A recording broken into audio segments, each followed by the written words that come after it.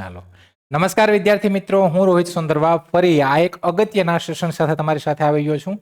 તો finally IB security assistant કે જેનું રિઝલ્ટ છે એ ગઈકાલે આવી ગયું છે.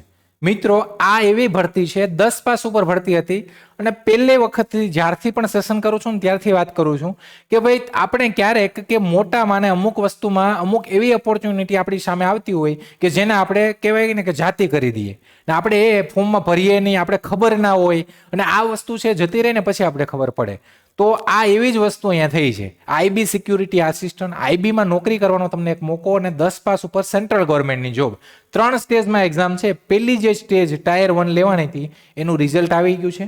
રિઝલ્ટ એટલે કે એક પીડીએફ સ્વરૂપે એક ફાઇલ આવી છે, એમાં તમારા રોલ નંબર આપેલા છે, તમારે ચેક કરવાના છે. તમને મેં કીધું હતું કે જગ્યાઓ એ બહુ સારામાં સારી છે. 4987 જેવી જગ્યા હતી. ગુજરાતમાં 307 જગ્યાઓ હતી. એના 10 ગણા લોકોને ટાયર 2 માટે પાસ કરવાના હતા. એ લોકો ટાયર 2 માં ડિસ્ક્રિપ્ટિવ આપશે, પછી તો કે 50 માર્કનું ઇન્ટરવ્યુ. તમારું ફાઇનલ મેરિટ પહેલા આ 100 માર્કની જે એક્ઝામ હતી ને 50 માર્કનું ઇન્ટરવ્યુ, એ બેયનું મેરિટ ગણી અને તમે ફાઇનલ સિલેક્શન થાય. આના પછીની જે એક્ઝામ છે ટાયર 2, એ તમારે ખાલી ક્વોલિફાય કરવાની છે. 50 માર્કનું ગુજરાતી ઇંગ્લિશનું ટ્રાન્સલેશન આવે, એમાં તમારે 20 જેવા માર્ક લાવવાના છે. તો એ જ વાત કરીએ. હવે ઘણા બધા વિદ્યાર્થીઓનો એ પ્રશ્ન, સાહેબ ચેક કરવું કેમ કરવું, આ છે તે છે. જો કે તમે ઓલમોસ્ટ ચેક થઈ ગયું હશે ને કરી લીધું હશે, પણ તોય એક વખત કહી દઉં ને હવે પછી શું છે એ વસ્તુ તમારા માટે. બીજી એક મસ્ત મજાની વાત છે એ પણ તમને કહી આમાં, કે જે વસ્તુ કહેવાય ને કે ધારીથી એવું જ થયું. આપણે જે કટ ઓફ આપ્યું હતું અરાઉન્ડ એવું જ લાગે છે. કટ ઓફ આવ્યું નથી પણ એ રેન્જ જ લાગે છે.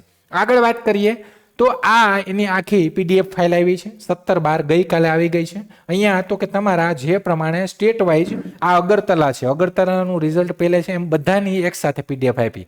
આ પીડીએફમાં તો કે 4987 જગ્યા 10 ગણા કરીએ ને તો 49,870 જેવા થાય. 50,000 માનીને ચાલીએ, એ 50,000 ની અંદરમાં જ લોકો છે આ પીડીએફમાં, તમે ગણજો.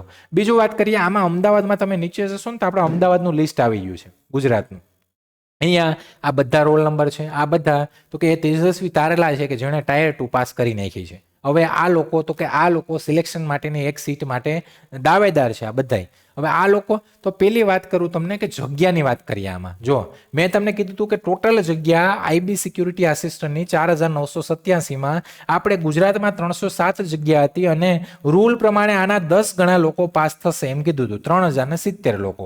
પણ તમે તમારામાંથી ઘણા લોકોએ આ લિસ્ટ છે એમાં અમદાવાદમાં કેટલા પાસ થયા ને ગણાય હશે. તમે ગણ્યા છે કેટલા છે? તો કે અમદાવાદમાં પાસ થવા વાળી સંખ્યા છે અરાઉન્ડ 2347 જેવા લોકો પાસ થયા છે. 2347 ની આસપાસ લોકો જ પાસ થયા છે 10 ગણામાં. 3070 લોકો પાસ થવા જોઈએ જગ્યા પ્રમાણે, પણ 2347 લોકો જ છે લિસ્ટમાં. 2347 એટલે તો કે 10 ગણાય નથી. તમે જોજો, એટલે એનો મતલબ 650 છોકરાઓ ઓછા પાસ થયા છે આપણે ગુજરાતમાં.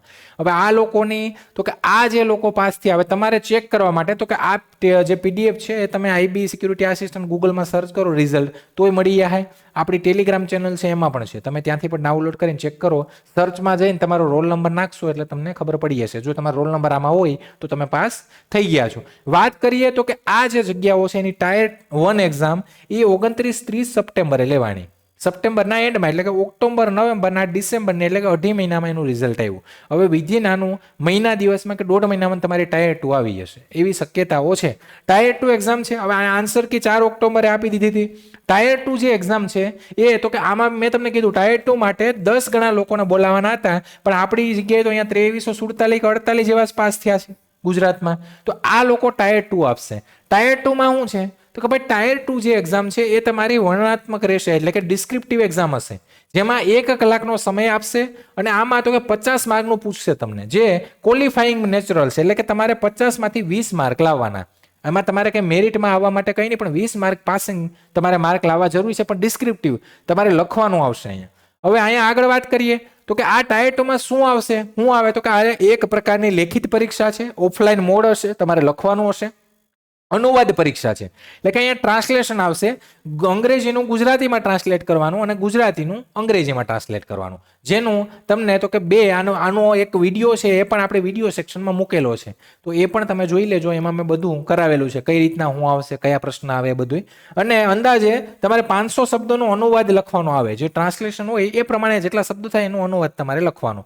તો આ વસ્તુ આવી છે. મહત્વપૂર્ણ મુદ્દા શું હવે તો કે ભાઈ ટાયર 2 છે ફક્ત ક્વોલિફાઈંગ છે, એના ક્યાંય મેરિટમાં માર્ક નહીં ગણાય. તો કે એના પછી તમારું ઇન્ટરવ્યૂ આવશે. આ તમે આમાં ક્વોલિફાય થશો એટલે તમારું ઇન્ટરવ્યૂ આવશે 50 માર્કનું અને 100 માર્ક તમારે એક્ઝામ લેવાની. આ બેયનું મેરિટ તમારું ગણાશે ને એ લોકોનું ફાઇનલ સિલેક્શન થાય. પણ મેન વસ્તુ એ રહી કે સાહેબ 307 જગ્યા છે અને સામે પાસ થયા 2347 જણા, 48 કે 47 જેવા. આ પાસ થયા 2300 પ્લસ ગણીએ આપણે, 2300 પ્લસ પાસ થયા. હવે આ લોકો ટાયર 2 આપશે અને ટાયર 2 માં બની શકે એવું કે પાસ થવાવાળી સંખ્યા ઘટી જાય.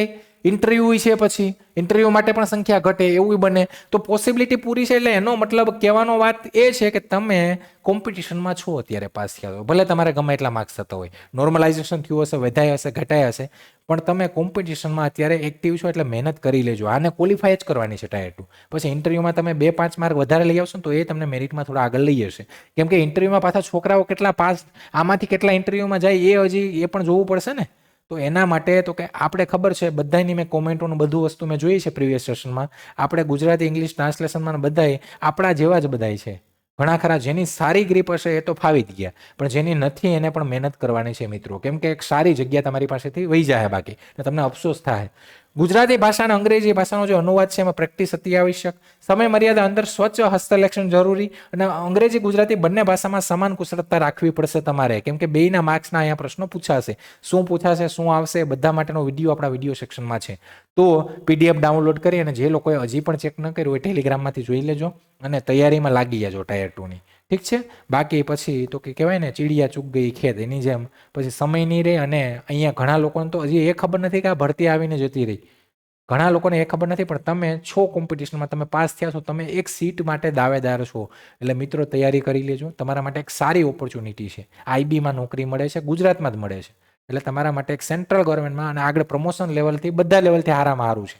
એટલે તૈયારી કરી લેજો મિત્રો. અને આ ટેલિગ્રામ ચેનલ જે લોકો નવા છે એ લોકો સબસ્ક્રાઇબ કરી લેજો. અને બાકી કોઈ પણ માહિતી માટે, કોઈ પણ વિડીયો માટે, નવી કોઈ પણ સહાયતા માટે, તમારા મનમાં કંઈ પ્રશ્નો હોય, કોઈ મૂંઝવણ હોય તો એના માટે તમારે જે અમારું આ વિડીયો છે એના કોમેન્ટ બોક્સમાં તમારે લખવાનું છે. તમારા મનમાં કંઈ પ્રશ્નો હોય તો એ લખજો.